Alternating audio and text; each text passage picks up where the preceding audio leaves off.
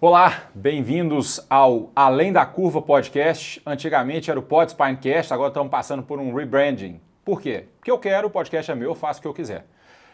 Hoje a gente vai começar esse Além da Curva com não tem uma pessoa melhor.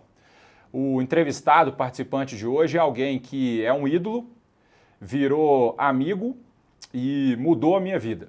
Eu conheci essa pessoa em 2017, num acaso do destino. E depois disso eu mudei totalmente minha forma de pensar e mudei a minha forma de fazer medicina e cirurgia de coluna.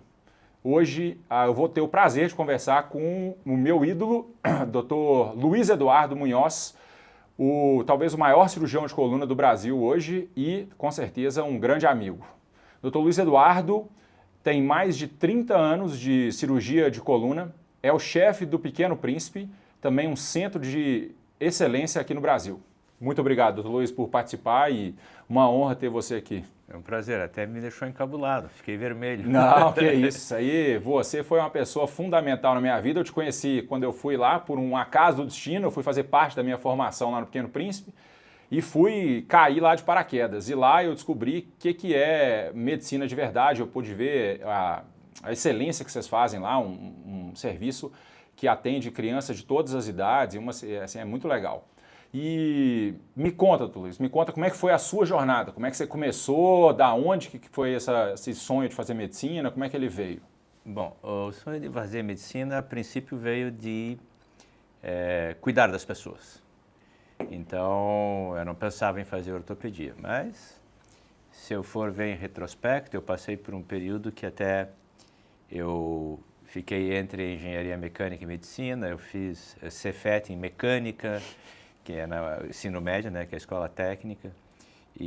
Mas isso porque, de base, assim, talvez eu tenha herdado isso do meu pai, que ele sempre teve muita habilidade para consertar as coisas e gostava muito de ferramentas. Então, ele tinha várias ferramentas em casa. E eu ganhei meu primeiro kit de ferramentas quando eu tinha, num Natal, que eu tinha uns 6 anos. Então era serrote, martelo, chave de fenda, coisa meio louca, né? Mas e a partir daí eu economizava a minha semanada para poder ir na loja de um conhecido, que até era namorado de uma moça que trabalhava lá em casa, e eu ia lá economizava, comprava uma chave de fenda automática, ela de catraca, que hoje a gente usa bastante nas cirurgias, né? Verdade.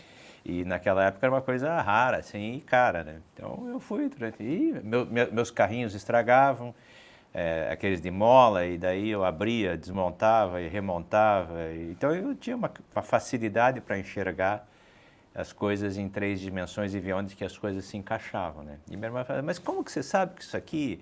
Olha, a lógica, eu vejo que isso aqui engata aqui, que faz, e daí eu fui criando minhas habilidades, né? E ao longo do tempo, assim, foi me aprimorando, daí meu pai foi passando as coisas que ele fazia para eu fazer, né? Então, a gente tinha, numa época, meu pai tinha uma fazenda que não tinha energia. Quando chegou a energia, eu subia no telhado para fazer a ligação da parte elétrica, para pendurar o lustre, para consertar. Assim, você faz melhor que eu, faz você. Então, a coisa começou dessa parte de habilidade e o interesse para essa coisa mecânica veio disso. E você ficou entre engenharia mecânica e medicina. E como é que você decidiu para uma ou para outra? Pois é, quando chegou no 3º ano, a maior parte dos meus... Quer dizer, vou dizer, dos meus grandes amigos da escola, um fez arquitetura, o resto fez engenharia. Era tudo engenheiro. E eu, assim, engenharia mecânica, medicina. Engenharia mecânica, medicina. E daí, quando eu fui me inscrever, medicina. E daí, até um amigo meu, um super amigo meu, chegou para o meu pai, Caetano, você tá louco. Ele foi fazer o pior dos vestibulares. Meu pai vai me contar isso o ano passado. E no final deu certo. A gente passou, todo mundo foi. E durante o curso foi aquela coisa, assim, vendo de tudo. Eu nunca sabia que ia ser alguma coisa cirúrgica, mas não exatamente o quê.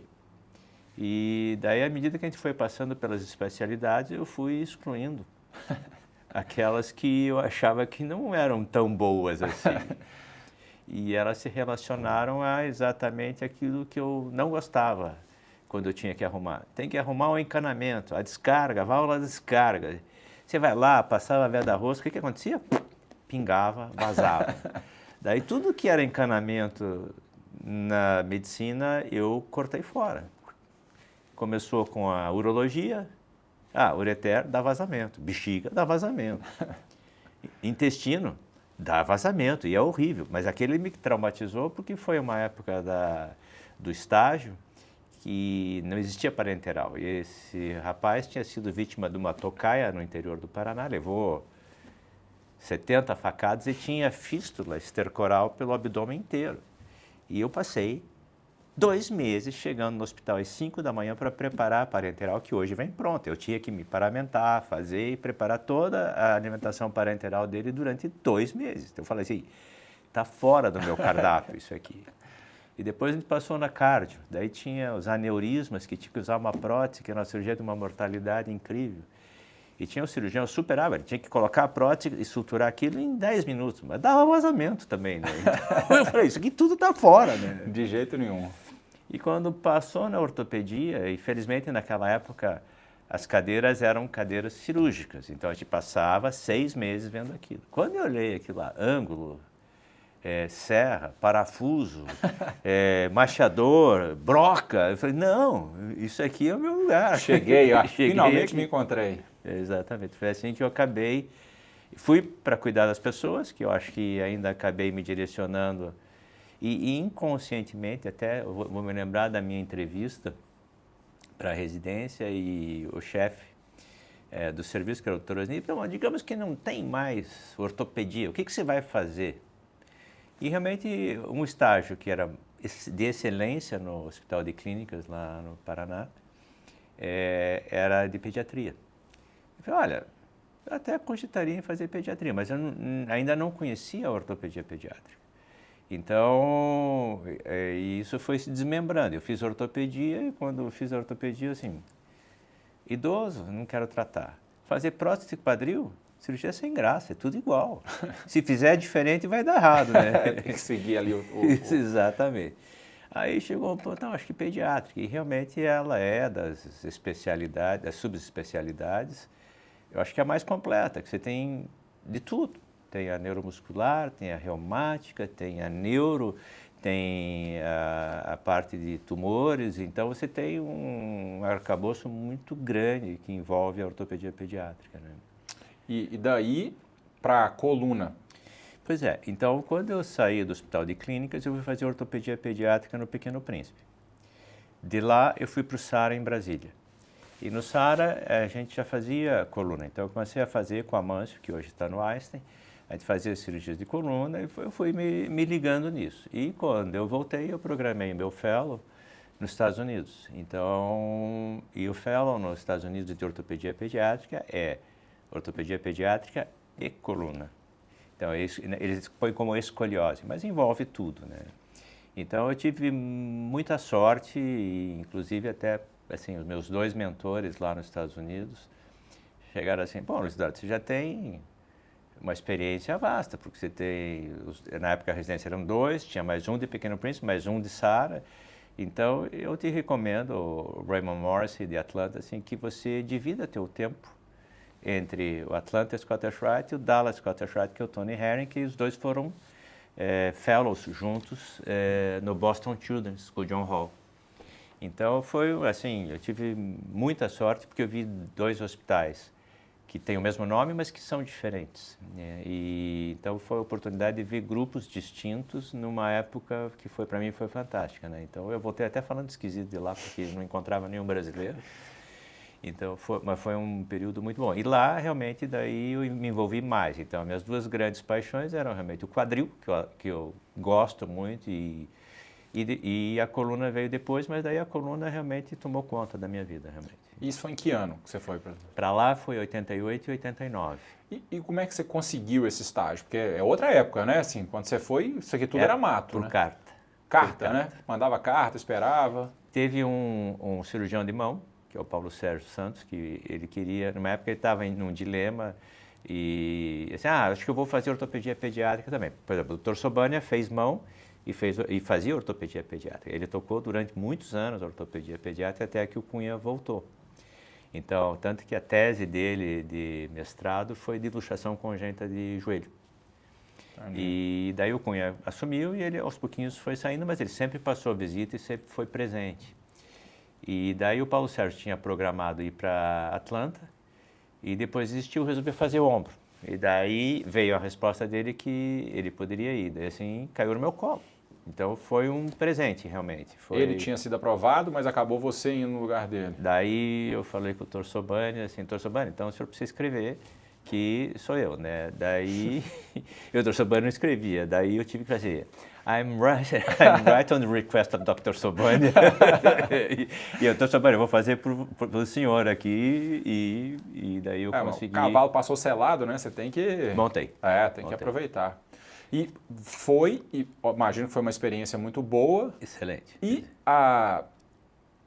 o choque de voltar para o Brasil, como é que foi isso? De voltar para a nossa selva tupiniquim aqui em 1990, assim? Foi. 1990. Foi duro.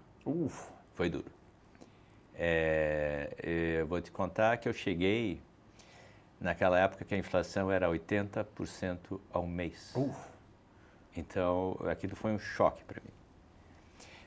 Do tudo que eu tinha, os dois hospitais tinham tudo do bom e do melhor. Qualquer material de implante, qualquer neuromonitorização. Então, a gente chegou aqui, foi um... Além de ter essa questão, eu cheguei aqui, chegando no hospital, às 6 da manhã, saindo às 11 da noite, o SUS me pagava 4 meses depois e os convênios 3 meses depois. Eu recebia $300. Mas isso não me abateu.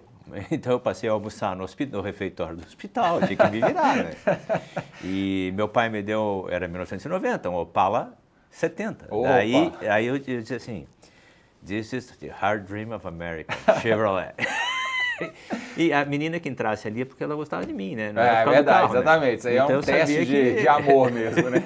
Aquele opalão com a fumaça, o carburador. E aquele de trambulador, de vez em quando acavalava a marcha, né? Aquela barulheira. E daí, paulatinamente, o Cunha, que era o chefe na ocasião, disse assim, não, o Luiz Eduardo vem aqui e vai fazer coluna. Tinha uma outra pessoa que estava lá e que fazia. Ia uma vez por semana, mas daí as outras pessoas é que cuidavam. Então, como o grande volume era SUS, e o material que implante que a gente tinha era Luke Galveston e depois o Harcho, para as escolioses idiopáticas. E que o Harcho até acho que ainda continuaria sendo um material interessante. Então, mas sem monitorização, a gente tinha que fazer o teste do despertar.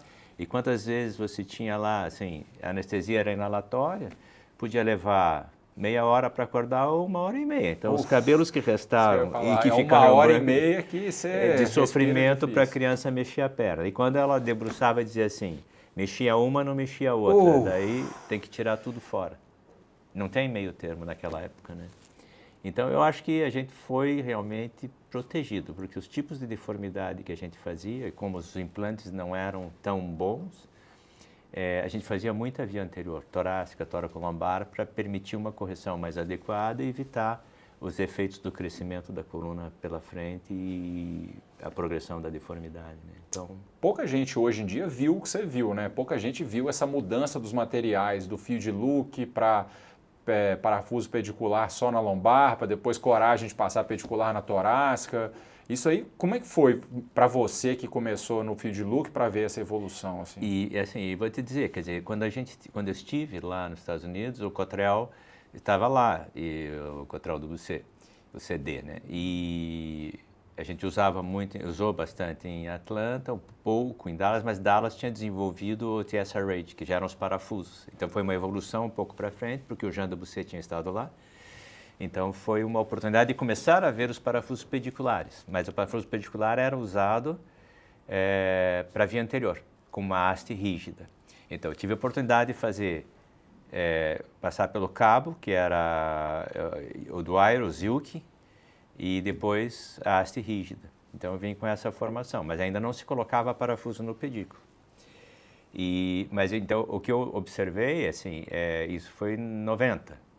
Entre 90 e 2000, a situação, quem parou, parou, não fazia mais coluna. Então, a gente realmente começou dessa forma.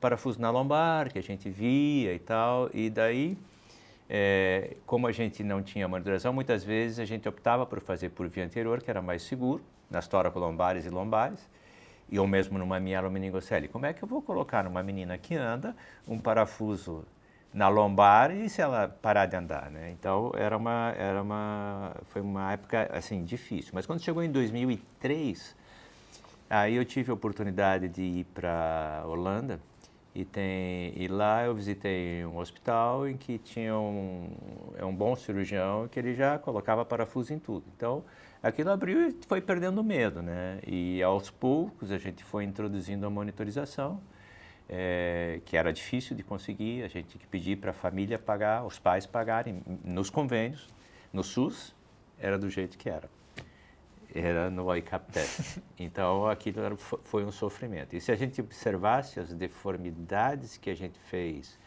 o que a gente não conhecia do tipo de medula, em relação ao risco de lesão neurológica para correção, eu acho que a gente tem alguém que nos protege lá em cima, porque é incrível. Então, e felizmente, aos poucos, brigando com as operadoras de saúde, a gente conseguiu a inclusão da monitorização medular e depois, no SUS, aos poucos, a gente foi brigando e hoje a gente conseguiu a aceitação também pela Secretaria de Saúde para financiar. Ele tem um conceito assim, que para mim não é exatamente correto, que quando a gente assume o paciente, que o cliente passa a ser nosso e não da Secretaria Municipal, Estadual e do Ministério da Saúde. Então, eles têm que arcar com isso, né? Então, o hospital tirava, como ele é uma entidade filantrópica, ele tinha que arrumar uma forma de angariar fundos para pagar a monitorização medular do paciente do SUS. Então, quando o honorário todo é R$ 1.200 e uma monitorização, quer dizer, honorário médico. Da equipe, né? Da equipe cirúrgica. Você tem que dividir isso aí, né? Tem que dividir com o anestesista. 30% é do anestesista antes de tudo. Exato. O que sobrar é nosso. Exato. Aí você vai dividir entre os vários auxiliares, pagar instrumentador. E os clínicos que vão acompanhar o paciente no andar. Então, mas felizmente, assim, eu acho que dentro do sistema, como a gente sempre levou bastante a sério dentro do hospital, a gente conseguiu que as empresas de alto padrão, dos materiais que são importados, nos fornecessem o implante pelo SUS e, em contrapartida, eles teriam os nossos pacientes de consultório. E, paulatinamente, as coisas do consultório foram melhorando, né? E foram mais membros sendo incorporados no serviço e daí se tornou, talvez, do hospital pediátrico de um serviço, talvez o que tenha o maior volume, né? Não é uma coisa independente, uma pessoa, duas pessoas ou um hospital, né? Mas é um hospital pediátrico que eu acho que é o que mais faz deformidade no Brasil. Pegando esse gancho aí, eu queria perguntar, você criou um grupo muito homogêneo. Como que você criou? Como é que foi a cultura que você... O que você buscou quando você contratou o Carlos e o Miller, agora o Duca? O que você olhou? Como é que você cria essa cultura de 4 pessoas agora, que pensam similar, tratam os doentes muito bem? O que você busca nisso que você fala não pode faltar num cirurgião que mexe com esse tipo de paciente? Pois é, lidar com a criança e o adolescente tem que ter um perfil diferente. Eu acho que você tem que ter um carinho e um carisma e uma forma de abordar essas crianças de uma forma bastante autêntica e honesta. Então, a primeira coisa eu acho que é princípio. A honestidade, não se envolver com coisas que não são corretas, a gente tem que viver do trabalho e não de ganho secundário. Então, o princípio, e a gente foi, ao longo dos anos, quer dizer, mesmo o Carlos tendo ido para Iowa ficar com o Stuart Weinstein, depois, então, ele fez ortopedia pediátrica e depois foi para lá. E já fazia um pouco de coluna comigo. Fez com o Stuart Weinstein, que faz principalmente coluna. Assim mesmo, eu tutelei ele por talvez 6 a 8 anos, entende? Então, a gente vai criando talvez uma forma de educação. E com o Miller, na verdade, talvez tivesse na época de colocar outra pessoa, porque eu tenho 60 e poucos, o Carlos tem 50 e poucos e o Miller tem 40. Então não dá para deixar uma lacuna, um hiato muito grande. Mas na ocasião eu tive um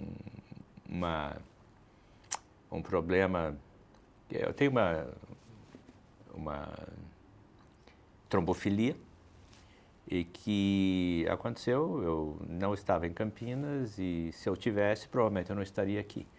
Porque resumo da ópera, eu comecei com uma dor abdominal numa sexta-feira e no final da tarde minha filha chegou, eu ia almoçar, jantar, daí vamos comer sushi, não vou, mas a dor não passava, foi piorando e no final eu tive uma dissecção arterial da mesentérica superior, então eu ia perder o intestino delgado.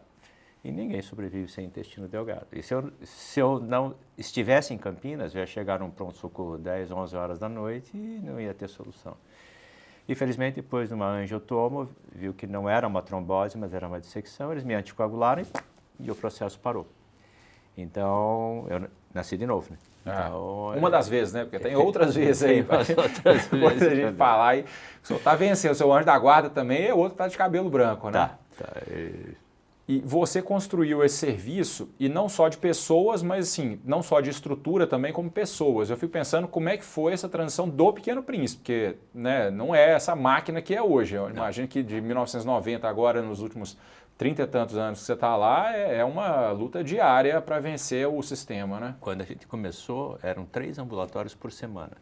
20 pacientes. Certo. Hoje você tem 10 ambulatórios por semana com acho que 35, 40 pacientes por ambulatório. E atendendo pacientes não só do Paraná, como do Brasil inteiro, né? Na ocasião, vinha Santa Catarina, vinha sul de São Paulo, era possível. Uhum. Né? Hoje o sistema é mais amarrado, né? Certo. Então, mas era possível. Ainda hoje tem pessoas de Rondônia, Amapá e de outros locais que pedem para gerar uma forma de você encaminhar o paciente através do sistema público para o hospital. Então, volta e meia tem.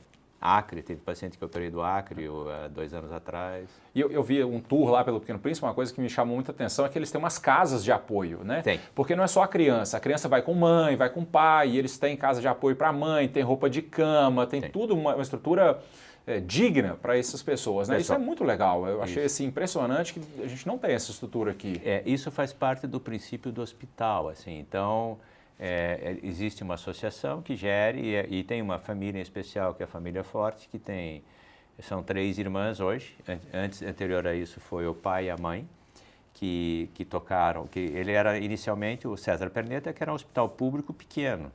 Aí, em 60, começou-se a construção do Pequeno Príncipe, então era o César Perneta, que chamava-se, que era o Hospital César Perneta, HCP, e chamava de HCzinho, e o nosso HC da Federal era HCzão. Certo. E depois se criou o Pequeno Príncipe, e o Pequeno Príncipe foi crescendo, e numa certa altura, através de uma emenda parlamentar, o hospital custava para o Estado, ele foi doado para o Pequeno Príncipe, porque era uma gestão filantrópica. E a partir daí as coisas começaram a evoluir e melhorar. Então passou-se diante do Estatuto da Criança e do Adolescente, ela se encaixou, permitindo arrecadar recursos para melhorar o atendimento, né? Então parte do que é feito no Pequeno Príncipe é porque existe doações que daí você doa para o hospital, mas não paga e se isenta do imposto de renda. Então isso acabou gerando uma receita que permitiu o hospital se atualizar em termos de informática, de radiologia. Então, quer dizer, foi adquirido agora o segundo intensificador, aquele grande, que custa R$1.200.000. Então, isso tudo faz uma diferença no tempo cirúrgico, na qualidade da assistência que você faz. A reforma do centro cirúrgico, acho que você viu o centro cirúrgico antes da reforma e depois. Então, e a gente tem que barganhar diversas coisas, porque aí nesse interim eu vinha namorando a mesa cirúrgica da coluna desde 2012 E daí, com a entrada de uma médica gestora lá, eu reapresentei, porque para a pessoa que eu tinha apresentado, que era um enfermeiro, ele era acabrunhado, né? Então ele tinha medo de apresentar alguma coisa que custasse, né? Então a gente acabou adquirindo a mesa cirúrgica da Allen num último suspiro, porque a primeira foi para o André em Florianópolis, e essa era a segunda que veio para demonstração na época da pandemia. Então nós operamos casos extremamente complexos nela, e ela ficou ali, mas daí, como ela aparentemente, ela nunca tinha sido usada, ela seria para demonstração. Certo. Então, é complicada essas coisas de emenda parlamentar ou de verba, mas no final das contas, quando aconteceu, foi uma época que o dólar deu um boom, o preço da mesa iria dobrar, então, digamos assim, de 1 iria para 2, e então eles acabaram adquirindo essa mesa e eu tive que ouvir um bom tempo, que era a minha mesa, né? Mas a mesa da coluna, a mesa do Luiz, né? E daí, ao mesmo tempo que a mesa tem 3 metros, ela não cabe em qualquer sala. Tem que reformar a sala.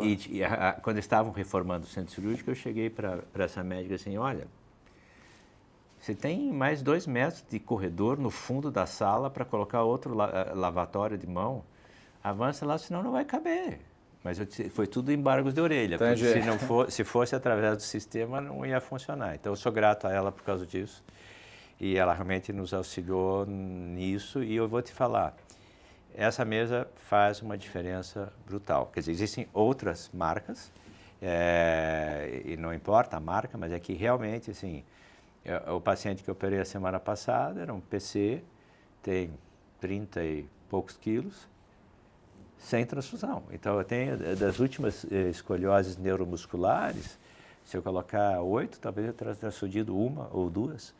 Então, isso é um benefício sem qualquer dúvida para o paciente. E as escolioses idiopáticas, então, é raríssimo. Raríssimo agora para vocês, né? É a velocidade que vocês operam, sangra menos, né? Para o paciente, para o sistema todo, ele vê... Exatamente. Então, sendo que não é uma mesa... a gente faz, se eu faço quase 100 cirurgias, eu somar os outros, dá mais de 200 cirurgias. Então, um dia sim e o outro também, pelo menos 4 dias por semana a mesa está em uso. Ou às vezes 5. Dezembro, janeiro e fevereiro eu operei 49 pacientes. Nossa senhora, é gente demais. Então, eu acho que é segurança para o paciente. Você tem toda a visualização da face em tempo real. Você não diminui as áreas de pressão no tórax, no abdômen. Então, eu acho que foi um grande passo. Assim. Como que você consegue manter energia para continuar operando esse tanto de gente? Porque cansa, né? Assim, a demanda dos pacientes, a cirurgia que a gente escolheu fazer é uma cirurgia cansativa. Onde que você arruma energia e motivação? O que te motiva a continuar nessa toada aí, operando sábado, domingo, que eu sei que você opera? O que te motiva e como que você arruma energia para manter? Isso é uma paixão mesmo, né? É droga, né? Isso é vício, né? É vício. É a mulher que reclama, né? Quando é que você vai dar atenção para mim? Foi o que ela falou hoje de manhã. Eu estava vindo para cá. Esqueceu de mim? Isso eu sei, o Anduja, eu não sei como é que vocês fazem, não. Pois é, o André foi para Paris agora. Exato, vocês dois não param em casa mais, vocês estão praticamente mineiros. Mas, verdade, mas foi um grande prazer, né? Na verdade, eu posso dizer que até me parece que foi 2017, estamos fazendo 8 anos, né, do nosso Exato, essa ponte aérea aí que nós estamos montando, né? E foi muito grato porque eu acho que a gente está colhendo o fruto de um princípio. Né? Então, eu acho que isso realmente é uma outra motivação, assim como tem o Anderson lá em Natal. Verdade. Então, se aos pouquinhos a gente for plantando, e tem o pessoal de Recife, então tem vários, né? Então, a gente tem vários pontinhos que eu acho que a gente está motivando as pessoas a terem um ponto firme em cima da deformidade da criança, que não é o mais rentável, mas é de grande satisfação. Eu acho que não tem preço. Assim, então, essa é uma motivação. Quer dizer, você reabilitar a criança. Na menina, adolescente, você reabilita ela mentalmente. Então, eu tenho 2 que me mandaram as fotos que elas se transformaram. Uma se transformou em Miss Primavera, uma de uma cidade e outra de outra. Então, vai lá assim, doutor, eu posso usar salto alto? Assim, pode. Daqui a pouco ela me manda a foto, ela Miss Primavera 2 Vizinhos, é outra de outra cidade que foi esse ano, essa foi do ano passado. Então, isso é uma satisfação. Ou as mães mandam assim, doutor, olha o vestido de formatura da minha filha, olha, meu Deus do céu, aquela menininha que era de 12 anos, você vê uma mulher linda com as costas todas expostas, Exato. com orgulho da sua cicatriz e não com vergonha. Então, isso é uma motivação. E a resistência, ela vem, assim, desde criança, quer dizer, eu gostava de pedalar, e na época eu montei, mas daí meu irmão fazia judô, a outra fazia balé, eu montava na época que minha mãe era mãe turista. Aí depois que ela bateu o carro 3 vezes, meu pai falou, ó, vai todo mundo para o mesmo esporte ou acabamos com tudo. E daí foi todo mundo para natação. Certo. Então, e eu era nadador de fundo, eu nadava 400, 1.500. E fui recordista paranaense, fui um bom atleta. Poderia ter sido melhor até, mas acho que foi um período excelente. Mas tive que parar com 16 anos por causa do vestibular. Daí, depois disso, eu passei a correr. E quando eu fui para os Estados Unidos, eu passei a ser corredor, tanto que eu emagreci bastante. Assim, cheguei aqui eu saí daqui com, não estava gordo, estava com 70 quilos, tenho 82, mas eu cheguei aqui com 63. Nossa senhora, só pele e osso. Daí o Cunha, um dia no banco, chegou assim atrás de mim, acho que você pegou AIDS lá, né? Pô, correu o hospital inteiro, né? Mas daí depois eu pensei assim, putz, nadar para mim, ó, filé. Correr, hoje eu sou um bom corredor, corria 10 mil para 36. Nossa senhora. Aí, assim, pedal foi uma paixão, vou fazer triatlon. Aí eu fiz 15 anos de triatlon, eu ganhei o Olímpico de Santos da minha categoria 2 vezes. Que legal. Aí fui para uma seletiva quando ainda era em Porto Seguro, para o Ironman. Então era um meio Iron lá, que era quem era o responsável, era o Jean Madruga, que foi nadador. Uhum. E eu fiz terceiro, não fiz primeiro, então eu não consegui ir para o Havaí, né? Eu queria ir para o Havaí. Certo. Mas daí eu falei, é uma vez só, porque eu continuava, eu pedalava no top do treinamento 400 km por semana de bike. Nossa senhora. Cheguei a correr 72 e nadava uns 20. Numa semana. Ia operando, ia atendendo, né? E continuando com a vida normal. Eu saía para pedalar às 5 da manhã. 5 da manhã. Nossa. E daí ia nadar às 8 da noite, ou corria à noite pela rua ali, pela 7 de setembro e voltava. Nossa. Então foi um período bom. Mas eu falei, Ironman eu tento uma vez, porque senão eu tenho... Assim, a medicina está atrapalhando o meu triatlo.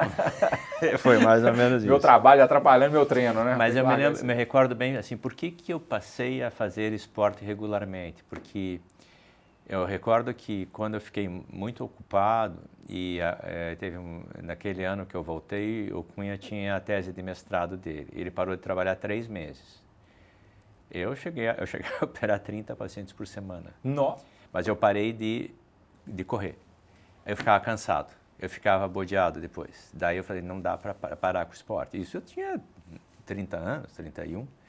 Então, assim, não combina cirurgias longas com um indivíduo cansado, né? Então eu passei a manter a atividade física regular. Então hoje eu não faço mais triatlon, mas eu continuo fazendo atividade física. Eu acho que mantém tua sanidade mental e o teu strength, teu foco, tua resistência para você não perder a têmpera durante um procedimento que são mais prolongados. Né? Eu vejo que esse conhecimento, é bem presente nos cirurgiões de coluna, né? Porque a gente pedalou agora na SRS, você contou a história de que veio um cirurgião aqui, vocês foram correr uma época? Teve um neurocirurgião que ele foi corredor de 21 quilômetros como estudante na faculdade. Certo.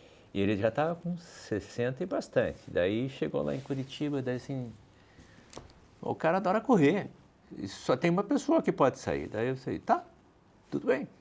Daí eu saí de casa, corri até o centro da cidade, ali no Hotel Bourbon, peguei e daí saí e começamos a fazer. Só que ele tinha chegado de viagem naquele dia. E ele com aquela sandália de franciscano, assim, sem tênis, de bermuda. E daí acho que era maio, daí tinha alguma coisa de Corpus Christi na rua ali, na Barão do Cerro Azul, em direção ao Palácio do Governo. A gente saiu por ali, fomos no Lago São Francisco, daí nós fomos para o Parque São Lourenço. No caminho encontrei um outro amigo meu correndo, conversamos um pouquinho, daí eu fui até o Parque São Lourenço, daí passei lá pelo lado do Country Club, daí fui voltando. E daí, quando a gente chegou, eu entrei pela VA15, que é fechada, daí já tinha corrido 20. Daí o cara, minhas pernas estão soltando. Eu falei, cara... Estou começando a esquentar agora. Cara, louco. Você tá doido. Então, assim, em várias oportunidades. E assim aconteceu a mesma coisa com o Marinos. O Marinos eu conheci em Ribeirão Preto, e na época ele gostava de correr. Então, os caras chegaram assim, ele gosta de correr. E a gente saía para correr na estrada. Eu vou ver, alguns anos atrás eu fui correr com o Carlos lá. E, bom, o boné da gente não fica, né? Passa um caminhão, pum, voa. Daí já acabou, a corrida na estrada acabou. Mas assim a gente conheceu o Marinos e as corridas. Então, cada SRS que a gente vai, então, Chicago, corremos ao longo do lago. Aí foi para Alúvio, corremos ao longo do rio Mississippi. E assim foi. Em cada lugar sempre tinha um local para a gente fazer uma corrida. E passou assim, a gente foi para o SRS em Praga, a gente fazia uma corrida sempre, então vai para a parte histórica, então se tornou até uma tradição.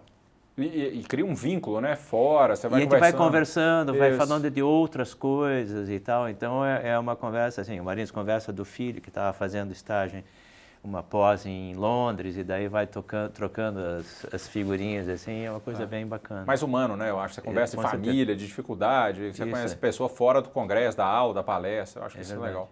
E pensando agora no futuro, o que você vê de futuro para a gente aqui no Brasil? Porque eu estou vendo robótica, navegação, muita coisa tem o Jazz Band. O que você acha que cabe na nossa realidade? E o que você acha, como diferenciar o hype de mercado, de indústria, do que a gente é aplicável para a nossa realidade? Eu acho assim, isso sempre se insere dentro de um custo muito alto e a gente tem isso muito contido. É difícil.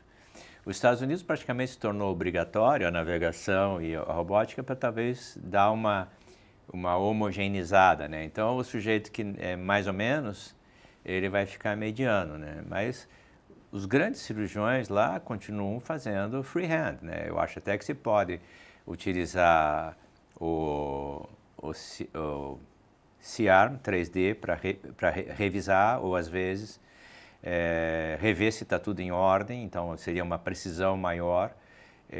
Eu acredito que tem o seu lugar, mas o problema é que um kit de navegação hoje já começa custando R$15.000 a mais, então você vai estar acrescentando. Então a assimilação disso pelos operadores de saúde vai ser uma coisa bastante complicada.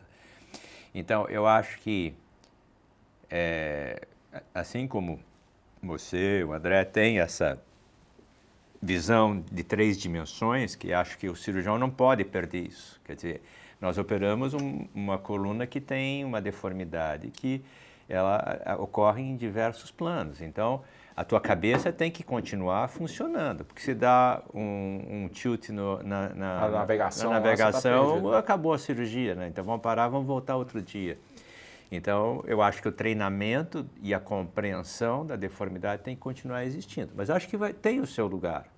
Mas mesmo assim, hoje tem vários hospitais em Curitiba que tem o robô, mas o pessoal que faz quadril diz, olha, para mim não ajuda nada. No joelho talvez minimize o risco de erro, né? Uhum. Mas eu acredito que tenha seu lugar. Por exemplo, você pega uma pelvis, uma lombosacra complexa, como no mamielo. Você faz o spin, capta a imagem, põe para navegar, você faz a parte chata, mais difícil, ou que pode ser, não chata, mas mais morosa e que põe em risco de você errar, naquele instante. E eu já fiz isso até no Einstein. A gente fez S2, S1, L5 e o resto a gente fez normal, como a gente sempre faz. Então se ganha muito. Então, senão você tem que fazer um outro spin, e daí casar a informação e navegar todos os parafusos. Então, e a gente faz isso e faz, ao final, a avaliação com um arco em C de boa qualidade, que eu acho que te facilita bastante. Eu vi isso com o Sukenchar, eu achei ótimo, porque ele faz tudo freehand mesmo, só alguma coisa, depois ele traz o arm, roda e confere todos os parafusos. Ele falou que nunca teve que revisar um caso depois que eles começaram com essa técnica. E eles têm lá, e é de graça para eles, né? O arm, assim, eles têm à vontade. Que o Dupont, por exemplo, eles têm uma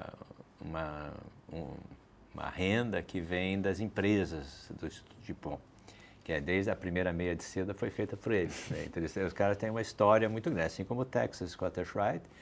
E na década de 60 teve uma pessoa que doou 3 fazendas que têm petróleo, mas são recursos que são exauríveis. Então, eles nunca cobraram. Depois eles falaram, bom, se o petróleo não é uma situação perene, nós temos que passar a cobrar de quem tem planos de saúde para otimizar a longevidade do hospital. Né? Uhum. Em Atlanta tinha uma participação progressiva conforme o seu ganho. Então, se você ganha muito bem, você arca com X%, ou você tem o plano de saúde, ou se tem menos, tinha até a gratuidade. Né? Então, eles eram um pouquinho diferentes. Na minha época, em Dallas, não se cobrava nada de ninguém, independente do credo e do poder aquisitivo. Mas mudou, né? Assim, o sistema de saúde americano é muito bom, mas assim, muito cruel também, eu acho. Hoje em Quem dia, não tem plano de saúde... Exato, tá perdido lá. Você vê com as novas administrações lá dos Estados Unidos, Impossível. é um caos. Ó, veja, quando eu fui para lá, eu tinha 28 para 29. O meu plano de saúde que o hospital pagava era $600. Ponha 35 anos de inflação em cima disso. Quanto que ia custar hoje? Eu não nenhuma comorbidade, nunca tive nada. Atleta, então, né? Então, e você pensa o que custaria? Quer dizer, não vejo um plano de saúde custar menos do que $3 mil num indivíduo jovem, acho que até mais. Então, quem que pode pagar? Você tem que ser muito rico para poder pagar. Uma família, com um idoso, né? Isso não, é impossível.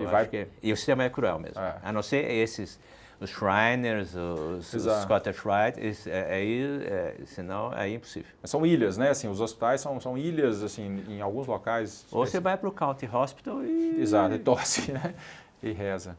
E hoje, assim, o que você diria de conselho para alguém que está terminando residência ou que está pensando em fazer coluna, pensando em fazer ortopedia pediátrica? Você acha que a medicina, o Brasil tem futuro? Você acha que nós estamos perdidos?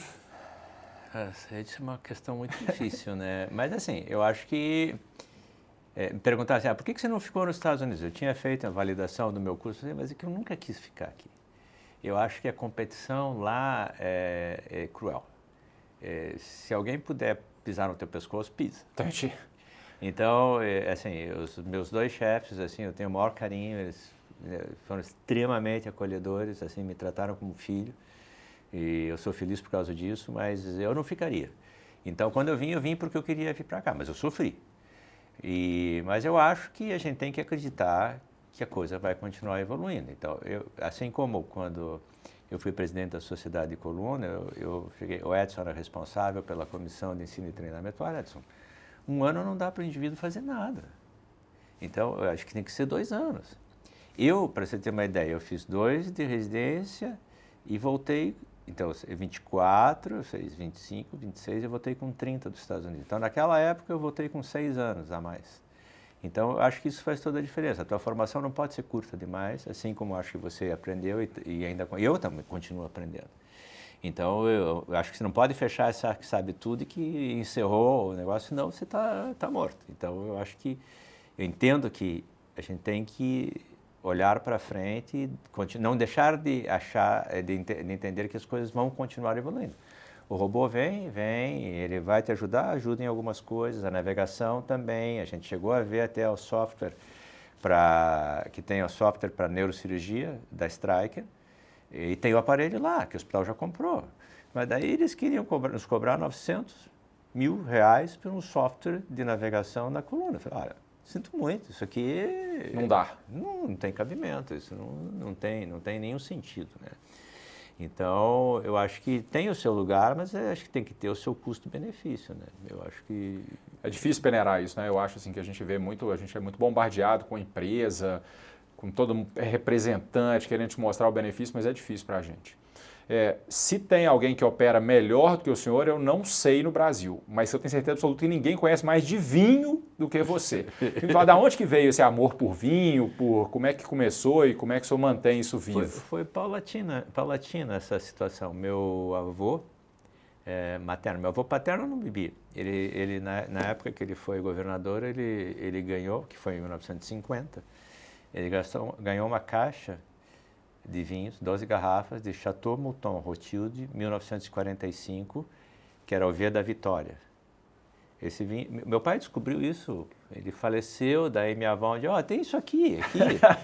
Daí meu pai falou, só que guardado do jeito que estava, daí alguns rótulos um pouquinho, daí a gente tomou, não estava muita coisa, daí um dia, vamos levar para o Sotheby, vamos vender lá, né? Daí foram vendidas as garrafas pelo rótulo, não pelo vinho, que também já não foi bem cuidado. Certo. Né? E daí, com esse, o pai assim, agora vamos viajar, né? Então, meu pai gostava de vinhos e meu avô bastante também. Então, e meu pai tem uma memória inacreditável, assim. Então, a gente foi conhecendo os vinhos na França, daí você vê os vinhos da Espanha, todos os lugares têm algum vinho que sempre nos interessa. Assim como o próprio Estados Unidos, não propriamente um Zinfandel, mas eu acho que tem vinhos muito interessantes. E é como Chile e Argentina, na África do Sul, que eu já tive 2 vezes, acho que 2 ou 3 vezes já. Então a gente vai se afeiçoando por alguns paladares e isso é sempre um desafio. É o aroma, é o paladar, a combinação com a culinária, que é uma situação que eu gosto também. Então eu cozinho, além disso, porque assim, para ser cirurgião tem que gostar de faca, né? E assim, eu me recordo até de uma situação bem peculiar, né? Quando eu estava casado com a Ângela, e eu tinha um cuidado com minhas facas, sempre afiadas no lugar assim, e ela usando no granito. Eu falei, não, aí não, pô. Pelo amor de Deus, né? A faca que não corta é que nem bisturi, que você pega na pele e vai machucando e não corta nada, né? Aí eu falei, já sei o que eu vou fazer. Ela gosta de cortar legumes, né? Eu dei uma faca de legumes para ela.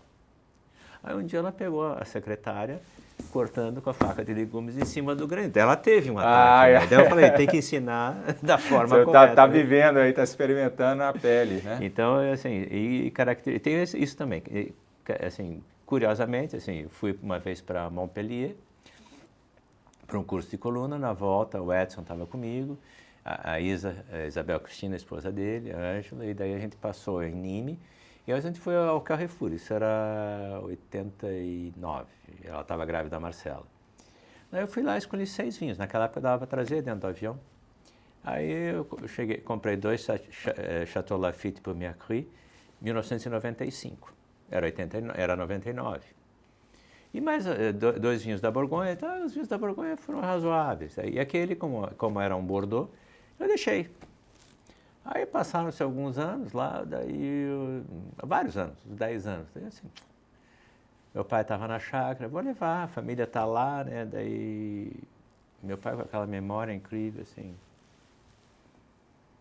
Chateau Lafite, 1995, Bordeaux, última grande safra do século. Vou pôr na adega. Falei, papai, isso é para tomar. Isso é nosso, né? E era na época do franco ainda. Eu paguei 30 francos, que eram $5. Aí tinha um congresso no final do ano, a gente foi para Foz do Iguaçu, vamos passar lá na Mona Lisa, que eles têm qualquer vinho de qualquer lugar, eles têm uma adega fantástica, né? Sabe quanto estava o vinho? Naquela época, isso foi faz tempo, uns 20 anos. 20 anos? Acho que isso aí. Ou 16 anos, assim. $1.500. No Salvador.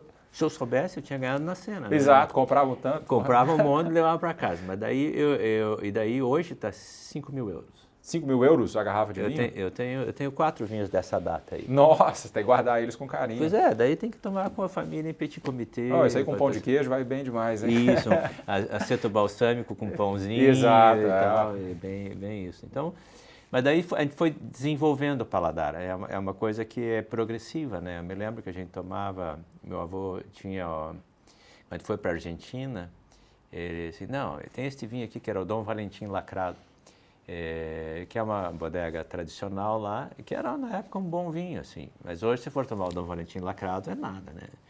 Então, foi uma coisa bastante evolutiva. Eu me recordo, quando a gente foi para Nova York, a gente fez uma viagem que, assim, a minha avó viajava conosco, nós somos em 4, então eu fui para o México, do México a gente foi ao Canadá, e do Canadá nós fomos para Nova York. E meu avô, ele alugou um apartamento perto do Central Park, e daí eles levavam aos restaurantes, todos menores de idade.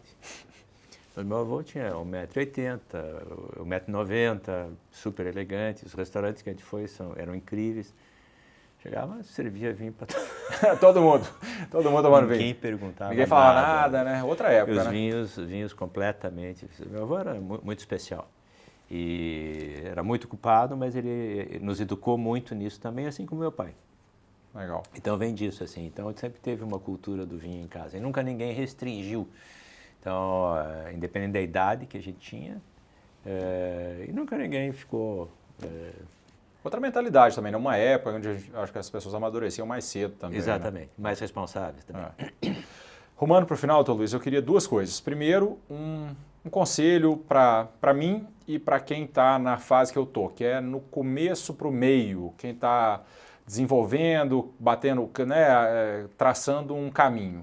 E segundo, eu queria que você me contasse um caso, sei que é difícil, que te marcou nessa jornada, um caso que você lembra que foi bem ou que foi mal, um caso que te ensinou muito, que te fez pensar de alguma forma, alguma coisa para a gente trazer de experiência sua real aqui. Eu acho que a primeira coisa é você sempre achar que tem muito mais coisa para você aprender. E eu acho que vocês aqui estão nesse caminho. Vocês estão se aprimorando, visitando centros diferentes, vendo tudo. Porque a tua personalidade de cirurgião ela é multifacetária. Você vai assimilando as coisas que casam com a tua forma de pensar. E eu penso assim, então a gente vai aprendendo coisas com cada pessoa que a gente convive e vê. Então você pega o melhor de cada um que se adequa para a tua forma de pensar. Quer dizer, então, você me fala assim, vamos colocar a haste de crescimento. E assim, é o que eu falei para o Traveling Fellow quando teve do Posna aqui lá em Curitiba, assim, eu tento ficar afastado das hastes de crescimento, quando possível, que é bem melhor. E cada vez isso tem se provado mais realístico e mais que as hastes têm o seu lugar, mas cada vez eles são mais restritos. Então você tem que ser cauteloso e assimilar o que as pessoas mais sábias já viram e já passaram.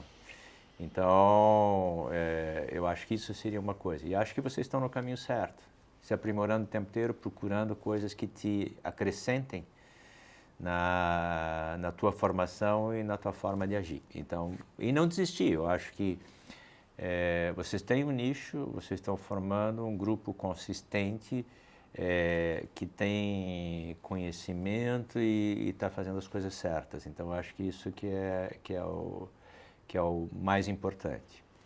A segunda parte, um caso mais marcante, poxa, isso é uma coisa complicada. Muitos anos, né? Que assim, a gente fica feliz com cada situação que a gente consegue ter uma criança com déficit neurológico e ela recupera. E às vezes, não quer dizer que 100% das vezes, eu tenho paciente que fez um déficit por isquemia que não recuperou também, então isso é doído, né? Mas eu posso dizer assim que, para até te citar era um menino que tem uma displasia óssea, que tinha uma traqueostomia, quer dizer, ele teve internado no Pequeno Príncipe por laringotraqueomalácia 6 meses quando recém-nascido. Ele tinha uma cifose congênita, que tinha déficit neurológico há 18 meses, um indivíduo tratando com colete, porque daí ele melhorava a espasticidade, assim, tinha que ter sido operado, né? E eu fui preparado para fazer a ressecção vertebral, e isso é uma coisa, quer dizer, quando você tem já um processo, digamos, uma medula doente, né, mielopática, a monitorização praticamente, e ela não tinha monitorização, tinha 0 motor. Então eu fiz 3 testes de despertar para ver que tudo continuava com aquele potencial mínimo, e deve ser, bom, eu tinha, porque demorou, porque teve que refazer a tráqueo dele, então demorou 1h30. Eu comecei a cirurgia, eu fiz em 4 horas, mas daí eu tinha fixado, e daí assim, como é que eu vou partir para uma ressecção vertebral com um menino que não tem monitorização, que apesar do pai ser bombeiro e trabalhar no CIAT, ele não compreendia exatamente o que estava acontecendo. Então esse realmente é um troço que eu apresentei diversas vezes, assim, mas você teria que continuar. Mas daí assim, então vamos fazer o seguinte, seu pai diz que melhora quando coloca o colete e a espasticidade reduz, eu vou assentar do jeito que está a deformidade, e esperamos, eu volto na semana seguinte. Então, a monitorização terminou do mesmo jeito, bem baixa. Ele acordou bem, mas ele deteriorou em 3 dias. Então, ele foi perdendo, começou a ficar incontinente. Falei, bom, agora não precisa nem de monitorização, porque não tem monitorização. Exato, agora já perdeu tudo que tinha. E eu aprendi uma coisa no último curso que a gente teve lá em Curitiba, é que quando você tem... Você lembra que o Randall Betts apresentou um caso em que ele levou 6 meses para ter um potencial. Ele foi testando até ter um potencial, embora a criança ande, ele não volta ao normal. E eu tive um outro paciente assim, terminando esse caso. Assim. Então, o que eu acho que a gente tem que entender é que eu não sabia que a latência de recuperação do potencial evocado após um dano, mesmo que tenha recuperado, fosse tão demorado. E então esse menino fez a ressecção e ele recuperou, ele voltou a andar melhor do que estava. Ele digamos assim, é um paraparético porque ele tem espasticidade, mas anda e tá bem. Ele até já se formou. Mas eu tenho uma outra menina que eu acho que isso que a gente não pode esquecer. A chance de lesão neurológica é de 1 para cada 3 mil cirurgias, estatisticamente, independente do tamanho. Mas eu operei uma menina que tinha uma esclerose hepática infantil, que eu tratei com colete gessado no início. Nunca deixei de fazer o colete gessado. E daí, quando ela progrediu, ela estava com 9 para 10 anos, eu fiz a toractomia, a via anterior e fiz a via posterior, terminou tudo normal, wake-up test normal. A menina ficou em pé na maca, na sexta-feira de carnaval, antes do carnaval. Sábado, normal. Domingo, mandaram para o quarto. Não podia viajar, né? Eu fui lá vê-la. A perna assim. Falei, o que aconteceu? Não, comecei a não sentir, começou a fazer isso aqui com uma paralisia ascendente. Eu falei, tomografia não tinha nada, fui lá, transfunde, a hemoglobina estava baixa e tive que tirar a fixação, que era um retângulo de Harshon. A menina recuperou, aí tive que usar 2 anos de gesso. Então, é uma coisa que ele tem que aprender. Não opere e viaje. Acho que não dá. Então, essa menina teria ficado paraplégica, ela recuperou. Daí ficou com uma bexiguinha um pouco... Daí, até o ano passado, ela veio assim, doutor, mas eu tenho essa giba aqui... Não, moça. Você perdeu o direito de fazer isso. Pelo amor de Deus. Exato. Você estava paraplégico, você voltou a andar, Exato. Você tem uma deformação. Eu compreendo o que você está falando, mas, pelo amor, não me peça. Não vou mexer em nada aí, né? Não. Você ganhou as tuas pernas de volta. Exato, ganhou suas pernas de volta, tá ótima. Doutor Luiz, muito obrigado aí. Tenho que te liberar porque você ainda tem que dar aula hoje. O Ian está me cobrando caro aqui pela hora e eu não tenho mais dinheiro para pagar. Muito obrigado aí para todo mundo. Obrigado. Muito obrigado, doutor Luiz, por Eu que agradeço, foi um prazer, demais. mais uma vez. Valeu. Mais um episódio do Além da Curva. Se você gostou, curte, comenta. Pede que a gente vai trazer mais gente importante aqui, manda uma vaquinha, porque o estúdio aqui é caro pra caramba, mas entrega uma água de luxo aqui e café, tá? Muito obrigado, gente, até mais, brincadeiras à parte, um grande prazer e até o próximo podcast. Até mais, tchau, tchau.